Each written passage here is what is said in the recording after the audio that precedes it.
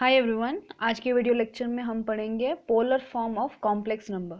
ठीक है, तो जिस तरह से कोऑर्डिनेट्स को x, y को पोलर के रूप में लिखा जाता है, उसी तरह से कॉम्प्लेक्स नंबर को भी पोलर फॉर्म के रूप में लिखा जाता है। ठीक है, सो ये चीज़ आज हम स्टडी करेंगे। सो मान लीजिए कॉम्प्लेक्स प्लेन में यहाँ पे कोई पॉइंट है, ठीक है, और ये है x प्लस आइटा वाई। तो इस x प्लस आइटा वाई को पोलर फॉर्म के रूप में लिखा जा सकता है। तो जो आपकी x एक्सिस होती थी वही आपकी यहाँ पे पोलर एक्सिस है। ठीक है, तो ये पोलर एक्सिस है और इस पोलर एक्सिस से इस वेक्टर ने, क्योंकि हम कॉम्प्लेक्स नंबर को वेक्टर के रूप में भी लिखते हैं, तो इस वेक्टर ने कितना एंगल बनाया। ओके, सो ये वाला एंगल, इसको कंसिडर करेंगे थीटा, और उसकी जो ये लेंथ है जिसे हम कहते हैं absolute value of x plus iota y, उसे नाम देंगे r। ठीक है, और इस r और थीटा के रूप में हम इस x प्लस आइटा वाई को रिप्रेजेंट करेंगे। ठीक है, सो पहले x ढूंढते हैं। तो x क्या हो जाएगा यहाँ पे, सो ये x है, ये y है। ठीक है, so what is x, x is equal to r cos theta. क्यों? क्योंकि cos theta is equal to x upon r। ठीक है, और what is y, y is equal to r sine theta. तो जो z x plus iota y था, अब हम क्या कर सकते हैं, इस x को लिख सकते हैं r cos theta plus iota y की जगह लिख सकते हैं r साइन थीटा। तो देखिए अब जो z है वो प्योरली किस रूप में बन गया है, r और थीटा के रूप में बन गया है। तो अगर आपको यहाँ पर ये पॉइंट P है, इसका r और थीटा पता हो तो हम जो है उस z का वैल्यू निकाल सकते हैं कि वो कौन सा कॉम्प्लेक्स नंबर है। ठीक है, सो ये P r थीटा, इसी को क्या कहते हैं, polar coordinates of this complex number. ठीक है, तो यहाँ पे z किसके बराबर आ गया, r cos theta plus iota r sine theta, यानी कि r अगर आप कॉमन लो so cos theta plus iota sine theta. इसको जो है शॉर्ट फॉर्म में c, ये i, ये s थीटा भी लिखते हैं। ठीक है, हम यूज नहीं करेंगे लेकिन लिखा जाता है। सो यहाँ पे जो थीटा है इसको नाम दिया जाता है आर्गुमेंट ऑफ z। ठीक है, so what is this theta, this is argument of z, short form में लिखा जाता है इसको। ठीक है, सो आर्गुमेंट ऑफ z का मतलब है कि पोलर एक्सिस से उस पॉइंट ने कितना एंगल बनाया है। ठीक है, हम बाय कन्वीनियंट क्या करते हैं कि पोलर एक्सिस से एंटी क्लॉकवाइज में जो थीटा बना उसको कंसिडर करते हैं। ठीक है, लेकिन हो सकता है कहीं पर आप माइनस में भी कंसिडर कर सकते हो। इसी थीटा को हम इस तरह से भी लिख सकते थे, यहाँ से घुमाकर यहाँ पे। ठीक है, यानी कि 2π में से थीटा हटा देना। ठीक है, सो आप यहाँ पे देख रहे हो कि 2π में से थीटा हटाने पर भी यही पॉइंट मिलेगा। ठीक है, चाहे आप थीटा कहो या फिर 2π माइनस थीटा कहो, आपको पता चलेगा कि जो भी वो पॉइंट है कॉम्प्लेक्स नंबर वो इस जगह पे है। ठीक है, सो जो आर्गुमेंट ऑफ z होता है वो यूनिक नहीं होता। ठीक है, इस चीज को हम एक एग्जांपल से समझेंगे। तो इस कॉम्प्लेक्स नंबर का आर्गुमेंट निकाल के देखते हैं। ठीक है, पहले इसको पोलर फॉर्म के रूप में लिखते हैं। तो यहाँ पे आप देख रहे हो x is what, x is equal to -√3, y जो है वो है -1। तो r कितना आ जाएगा, स्क्वायर रूट ऑफ √3 का स्क्वायर, -√3 का स्क्वायर 3 और -1 का स्क्वायर 1, यानी कि √4 यानी कि 2। सो r यानी कि मॉड z किसके बराबर आ गया, 2 के बराबर आ गया। अब थीटा निकालते हैं। अब देखिए जो थीटा निकलेगा वो कैसे निकलेगा, देखिए अगर यहाँ से थीटा की बात करूँ so x is equal to r cos theta और y is equal to r sine theta, यानी कि थीटा ऐसा एंगल है जो इन दो इक्वेशन को सेटिस्फाई करता है। ठीक है, यानी कि cos theta is equal to what, x upon r, और sine theta is equal to what, y upon x। तो ये जो थीटा है ये इन दोनों को सेटिस्फाई करना चाहिए। तो आप ये भी कह सकते हो कि अगर मैं इसको इससे डिवाइड करूं so tan theta is equal to what, y upon x। So theta is equal to tan inverse of y by x। तो इस तरह से आप आर्गुमेंट निकाल सकते हो। तो यहाँ पे भी व्हाट इज, ये है tan inverse of y upon x। So theta is equal to tan inverse of y कितना, -1 divide by x is -3, so 1/√3. और tan inverse of √3 is what? tan inverse of 1/√3 is π/6 यानी कि 30 degree पर, ठीक है. सो π/6 यानी कि 30 डिग्रीज, तो वो यहाँ पे आता है, ये आपका π/6 है, ठीक है. और 2 यानी कि इसकी लेंथ 2 है, तो मान लीजिए यहाँ कहीं 2 है, तो ये जो वेक्टर है ये यहाँ पर आ गया, तो ये 2 हो गया और ये π/6 एंगल बना दिया, ठीक है. तो बाय पोलर कोऑर्डिनेट्स मेरे पास क्या है, एक r है यानी कि 2 है और एक थीटा है यानी कि π/6 है. तो इस हिसाब से ये जो कॉम्प्लेक्स नंबर है वो यहाँ पर होना चाहिए, लेकिन एक्चुअली ये क्या है, -√3 माइनस आइटा, यानी कि थर्ड क्वाड्रेंट में है. मान लीजिए यहाँ कहीं -√3 है और यहाँ कहीं -1 आइटा है, तो ये पॉइंट है, ये है आपका -√3 माइनस आइटा, लेकिन बाइपोलर कोऑर्डिनेट्स इसकी जगह यहाँ पे आ रही है. नंबर यहाँ वो इसीलिए क्योंकि आर्गुमेंट्स जो है वो यूनिक नहीं होते, ठीक है. बाय फॉर्मूला हमें ये वाला आर्गुमेंट मिला, लेकिन आपको पता होना चाहिए कि tan pi plus theta is also tan theta, ठीक है. क्या tan pi plus theta is tan theta, ठीक है. सो अगर मैं थीटा में पाई को ऐड करूं तो फिर से मुझे वही आर्गुमेंट मिलेगा, ठीक है. तो यहां से अगर मैं इसमें π/6 में पाई को ऐड करूं तो मुझे क्या मिलेगा, पाई प्लस π/6 यानी कि 7π/6, ठीक है. तो ये पूरा कितना हो गया, यहां से लेकर यहां तक 7π/6, जो कि एक सही आर्गुमेंट है इस कॉम्प्लेक्स नंबर के लिए. 7π/6 यानी क्या कि इस पोलर एक्सिस से उसने 7π/6 का एंगल बनाया है, ठीक है. और इसकी लेंथ 2 है, तो ये लेंथ 2 है और इसने जो है 7π/6 का एंगल बनाया है, तो मतलब वो जो कॉम्प्लेक्स नंबर है वो यहाँ पर है और ये सही है, ठीक है. तो इस हिसाब से इसका थीटा कितना हुआ, since tan pi plus theta is also tan theta, ठीक है. तो थीटा वॉज π/6, तो इसका मतलब ये है कि अगर ये आर्गुमेंट है तो पाई प्लस थीटा भी आर्गुमेंट है, तो 7π/6. तो हम उस कॉम्प्लेक्स नंबर के हिसाब से ये वाला आर्गुमेंट चूज करेंगे, ठीक है, क्योंकि ये यहाँ पे फिट बैठता है. सो अगर इस z को मैं पोलर फॉर्म के रूप में लिखूं तो z is equal to what, r cos theta plus iota sine theta, ठीक है. r कॉमन है, so what is r is two cos 7π/6 plus iota sine 7π/6, ठीक है. तो ये था अबाउट आर्गुमेंट. सो यहाँ से एक चीज़ क्लियर हुई कि आर्गुमेंट यूनिक नहीं होते, ठीक है. अगर मैं इसकी बात करूँ, सो यहाँ पे थीटा है, तो इस पर से अगर मैं 2π और ऐड करूँ तो मैं फिर से इसी पोजीशन पे आ जाऊँगी, ठीक है. फिर से 2π ऐड करूँ तो फिर से इसी पोजीशन पे आ जाऊँगी, यानी क्या कि 2π के बाद, या फिर आप ये कह सकते हो कि 2n पाई के बाद हमको फिर से वही आर्गुमेंट मिलता है, ठीक है. यानी क्या कि अगर थीटा नॉट कोई आर्गुमेंट है z का, तो अगर इस थीटा नॉट में 2n पाई को ऐड किया जाए, 2n पाई यानी क्या, where n is equal to 0 +-1 +-2 and so on integer, तो ये भी फिर से क्या होगा, this is again argument of z, ठीक है.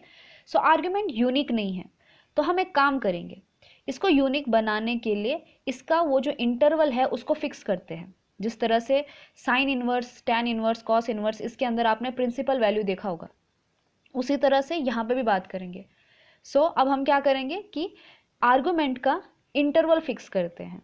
तो आर्गुमेंट ऑफ z को यूनिक बनाने के लिए हम क्या करेंगे, उस आर्गुमेंट का प्रिंसिपल वैल्यू कंसिडर करेंगे.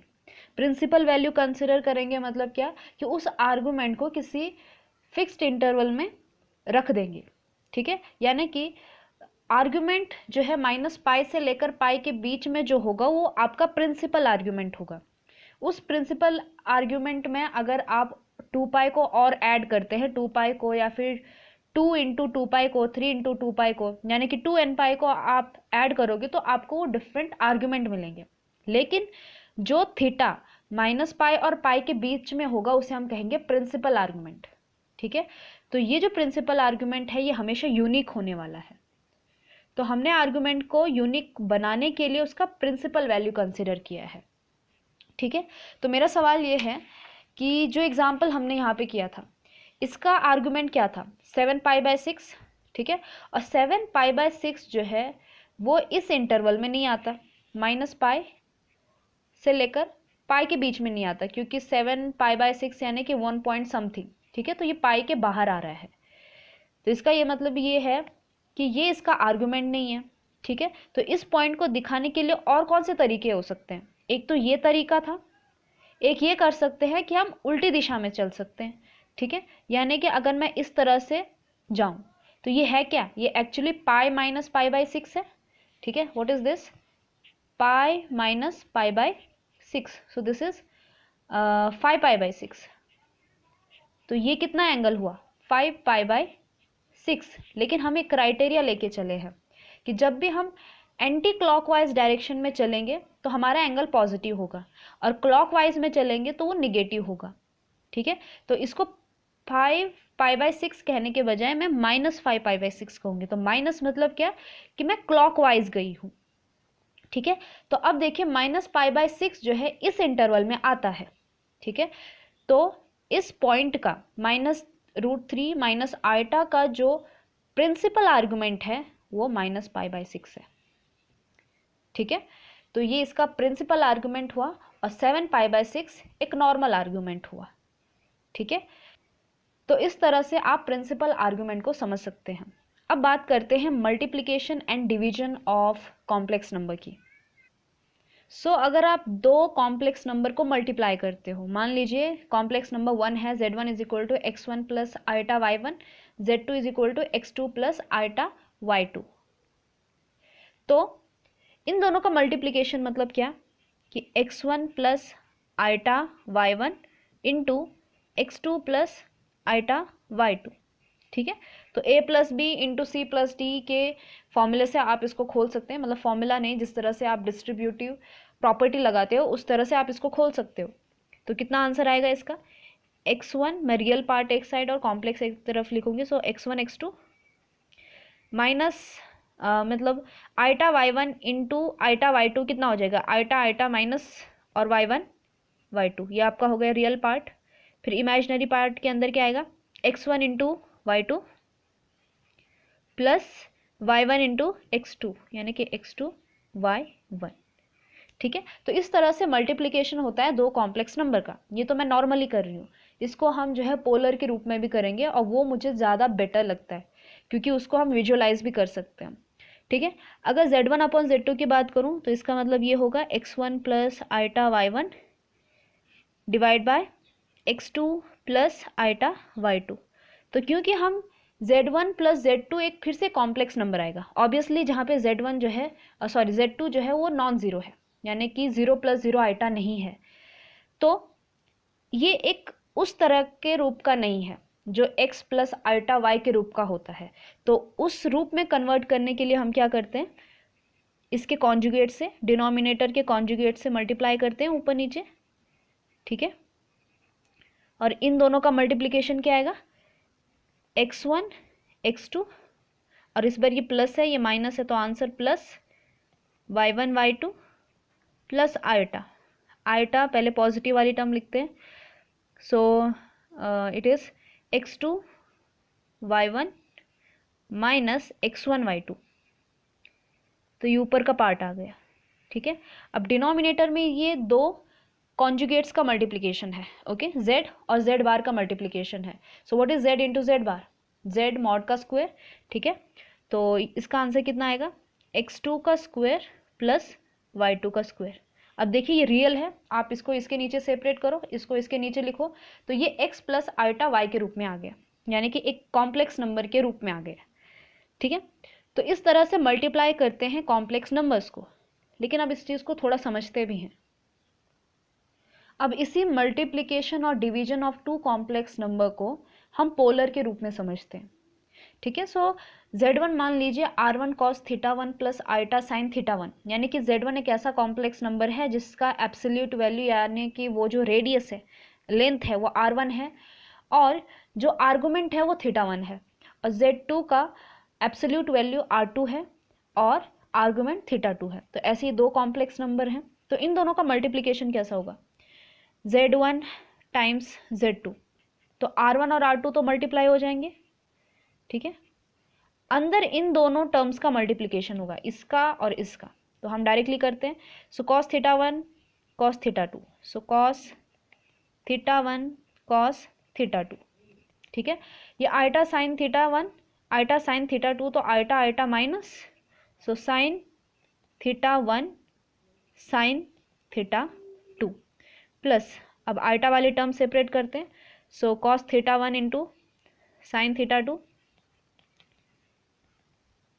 सो cos theta 1 into sine theta 2 plus sine theta 1 into cos theta 2, ठीक है। तो ये किसके फॉर्मूले निकले, देखिए ये किस चीज़ का फॉर्मूला है, कॉस थीटा 1 प्लस थीटा 2 का प्लस आइटा, और ये किसका फॉर्मूला है, साइन थीटा 1 प्लस थीटा 2 का, ठीक है। ये कितना आ गया, Z1 डॉट Z2। अब मैंने ये क्यों कहा था कि पोलर फॉर्म में जो है मल्टीप्लिकेशन और डिवीजन को समझना आसान होता है, क्योंकि जब आप दो कॉम्प्लेक्स नंबर को ऐड कर रहे हो तो उनके जो एब्सोल्यूट वैल्यू है, यानी कि वो जो R था हमारा, जो भी उसकी लेंथ थी, वो कैसे होती है, मल्टीप्लाई होती है, ठीक है। यानी कि R1 इंटू R2 हो जाती है। मान लीजिए R1 किसी केस में 2 है और दूसरे केस में R2 3 है, ठीक है। तो जो नया, जब आप उन दोनों को मल्टीप्लाई करोगे तो उनका जो R होगा वो लंबा हो जाएगा, 2 टाइम्स 3 यानी कि वो 6 हो जाएगा, ठीक है। तो जो लेंथ होती है वो R1 R2 हो जाती है, प्लस जो आर्गुमेंट आया वो कितना आया, थीटा 1 और थीटा 1 प्लस थीटा 2 आया, यानी कि जो आर्गुमेंट हो जाते हैं वो जुड़ जाते हैं। तो मल्टीप्लिकेशन के केस में आपका जो नेट R आया वो R1 R2 आया, और जो आर्गुमेंट आया उस Z का, Z1 डॉट Z2 का, वो कितना आया, थीटा 1 प्लस थीटा 2 आया, ठीक है। यानी कि आर्गुमेंट जुड़ जाते हैं, ठीक है। अगर दोनों पॉजिटिव एंगल हुए तो आपका एंगल और बड़ा हो जाएगा, ठीक है। अब बात करते हैं इसी तरह से डिवीजन ऑफ कॉम्प्लेक्स नंबर।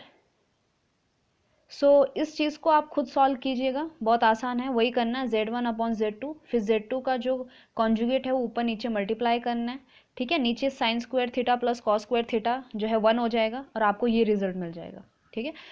तो आप देख रहे हो कि डिवीजन के केस में जो R है वो डिवाइड हो रहे हैं, ठीक है। यानी कि अगर मैं वही फिर से एग्जाम्पल लूँ, R1 मान लीजिए 2 है और R2 3 है, तो 2/3, यानी कि जो लेंथ उन दोनों की बड़ी थी, वो जो नेट लेंथ होगी वो छोटी हो जाएगी, ठीक है। और आपके जो एंगल्स हैं, यानी कि जो आर्ग्यूमेंट हैं Z का, Z यहाँ पे Z1 अपॉन Z2 है, वो क्या हो रहे हैं, माइनस हो रहे हैं। यानी कि मान लीजिए दोनों पॉजिटिव हैं, ये इससे बड़ा है, तो आपका जो एंगल है वो छोटा हो जाएगा, ठीक है। तो इस तरह से आप समझ सकते हो कि जब मल्टीप्लाई करते हो दो कॉम्प्लेक्स नंबर को तो क्या होता है, और डिवाइड करते हो तो क्या होता है। इस चीज़ को हम और अच्छे से समझेंगे विद एन एग्जाम्पल। तो एक एग्जाम्पल कंसिडर करते हैं, Z1 है 2 प्लस आइटा 2 और Z2 है आइटा, ये दो कॉम्प्लेक्स नंबर है और मैं इन दोनों को मल्टीप्लाई करने वाली हूँ। तो आप डायरेक्टली करेंगे तो कितना आंसर आएगा, 2 आइटा माइनस 2, ठीक है। तो एक्चुअली हो क्या रहा है यहाँ पे, सो मान लीजिए ये आपका कॉम्प्लेक्स प्लेन है, ठीक है। और मैंने जो है 2 प्लस आइटा 2 को पोलर फॉर्म में लिख दिया।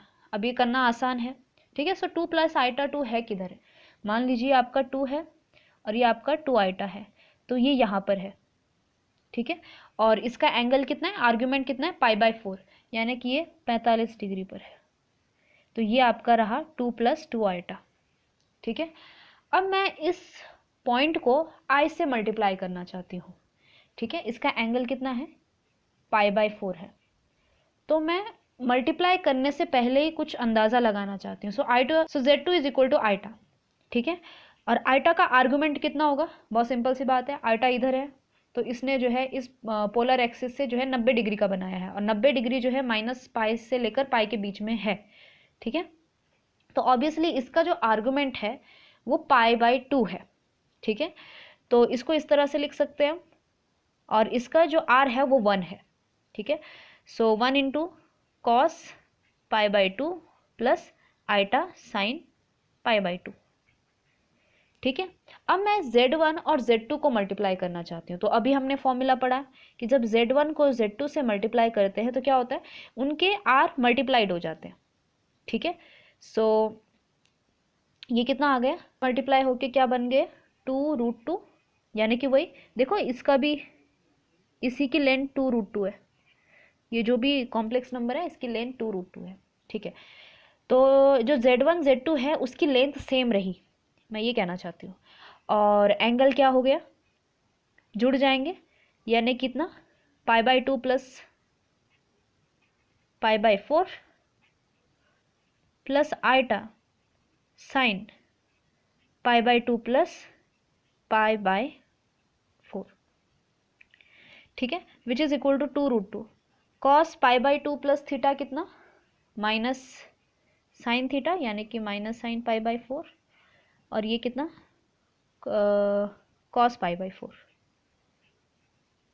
ठीक है, तो ये कितना आ गया 2√2 और माइनस, यानी कि -1/√2 प्लस आइटा 1/√2, इन दोनों को मल्टीप्लाई कीजिए, कितना आंसर आएगा -2 प्लस आइटा 2। तो -2 प्लस आइटा 2 किधर, ये रहा आपका -2, ये रहा आपका आइटा 2, तो ये रहा।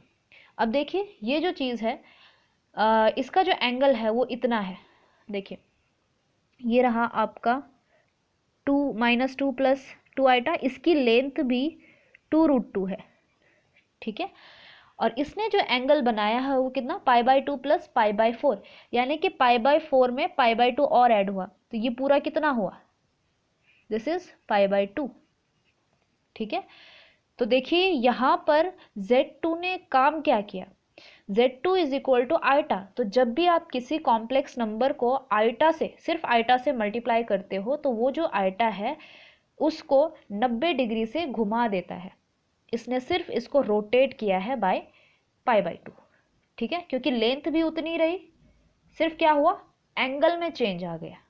ठीक है, तो ये कितना हो गया π/4 plus π/2। So when you multiply any number with iota it rotates that complex number with π/2।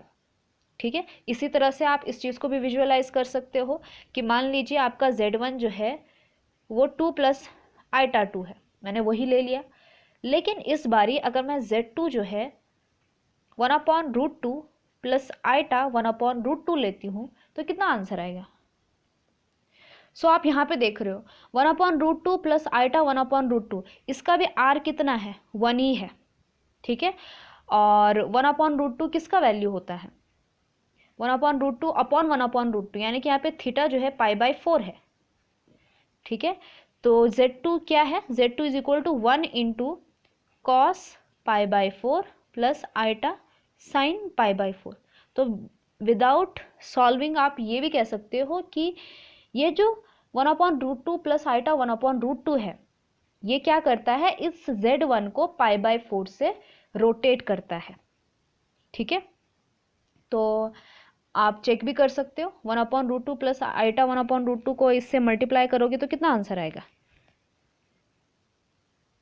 Multiply करके देखो 2 इंटू 1/√2 यानी कि √2, अब ये -√2 प्लस आइटा अंदर क्या √2 प्लस √2, यानी कि ओवरऑल कितना आया 2√2 आइटा।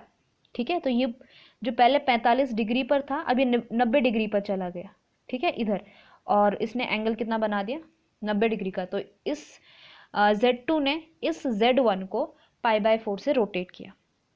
तो एक चीज़ यहाँ से क्लियर है कि मान लीजिए अगर आपका Z is equal to r cos theta plus iota sine theta है, ठीक है, और कोई दूसरा Z2 cos θ1 plus iota sign θ1 है, यानी कि इसका R1 है, तो आप बेझिझक ये कह सकते हो कि ये जो Z2 है इस कॉम्प्लेक्स नंबर को θ1 से चेंज करेगा और इसकी रेडियस मतलब लेंथ जो है उतनी रहने वाली। तो ये कॉम्प्लेक्स नंबर सिर्फ अपनी जगह से घूमने वाला है। ठीक है, तो ये मतलब है कॉम्प्लेक्स नंबर को मल्टीप्लाई करने का। इसी तरह से आप डिवीजन भी समझ सकते हो कॉम्प्लेक्स नंबर का। अब एक और छोटा सा कॉन्सेप्ट बताऊंगी आपको। सो Z1 Z2 जो है हमने देखा कि उसका मल्टीप्लिकेशन इस तरह से आता है, डिवीजन इस तरह से आता है। मान लीजिए आपका Z1 और Z2 सेम है। सो Z1 is equal to Z2 यानी कि R1 is equal to R2 और θ1 इज इक्वल टू θ2। ठीक है, तो ये मल्टीप्लिकेशन क्या होगा, ये हो जाएगा Z² और ये हो जाएगा आपका R², ये हो जाएगा cos थीटा प्लस थीटा। ठीक है, यानी कि 2θ प्लस आइटा साइन 2θ।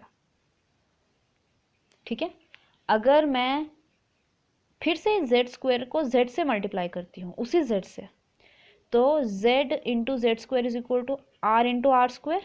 अंदर क्या हो जाएगा cos थीटा प्लस 2θ प्लस आइटा साइन थीटा प्लस 2θ। ठीक है, तो Z³ किसके बराबर आ गया, R³ cos 3θ plus iota sign 3θ। ठीक है, तो आप इन जनरल ये कह सकते हो कि Z to the power n is equal to R to the power n cos nθ plus iota sine nθ। अब सवाल ये है कि n इज इक्वल टू 1 2 3 4 के लिए 0 1 2 3 4 के लिए ट्रू है, लेकिन क्या ये निगेटिव नंबर्स के। सो 1/z का क्या मतलब हुआ, Z टू द पावर -1। ठीक है, Z टू द पावर -1 का क्या मतलब हुआ कि 1/r इंटू ये हो जाएगा cos थीटा, लेकिन इस बार minus theta plus iota sine minus theta. ठीक है, अब ऐसा क्यों होता है, देखिए 1/z का मतलब है 1/r cos theta plus iota sine theta denominator में। ठीक है, फिर से हम उसके कॉन्जुगेट से ऊपर नीचे मल्टीप्लाई करेंगे तो क्या हो जाएगा, ऊपर बनेगा cos theta minus iota sine theta. तो cos theta minus iota sine theta को इस तरह से लिखा जा सकता है कि cos minus theta plus iota sine minus theta. ठीक है, तो इसको मैंने लिखा R to the power -1 cos minus theta plus iota sine minus theta. इसी तरह से 1/z² को भी लिखा जा सकता है। तो ये कितना हो जाएगा, R टू द पावर -2 अंदर होगा -2θ प्लस आइटा साइन -2θ। ठीक है, तो ये जो फॉर्मूला है ये सिर्फ पॉजिटिव्स के लिए नहीं, ये पूरे निगेटिव्स, पॉजिटिव और 0 के लिए ट्रू है। So this is true for n is equal to 0 +1 -1 यानी कि सारे इंटीजर्स के लिए। ठीक है, अब एक कंडीशन है कि मान लीजिए r इज इक्वल टू 1 है, तो r इज इक्वल टू 1 के केस में ये 1 हो जाएगा। ठीक है, तो Z to the power n किसके बराबर आ जाएगा, cos nθ plus iota sine nθ। लेकिन Z है क्या, Z is r cos theta plus r sine theta. ठीक है, लेकिन r तो 1 है यानी कि ये क्या है, cos theta plus iota sine theta की पावर n, जो कि किसके बराबर आ रहा है, cos nθ plus iota sine nθ। ठीक है, और इसको एक स्पेशल नाम दिया जाता है जिसे कहते हैं जिसे कहते हैं de Moivre's formula. Okay, so ये बहुत काम का फॉर्मूला है, cos theta plus iota sine theta to the power n is equal to cos nθ plus iota sine nθ। ठीक है, सो ये था about multiplication, division, a polar form of complex number.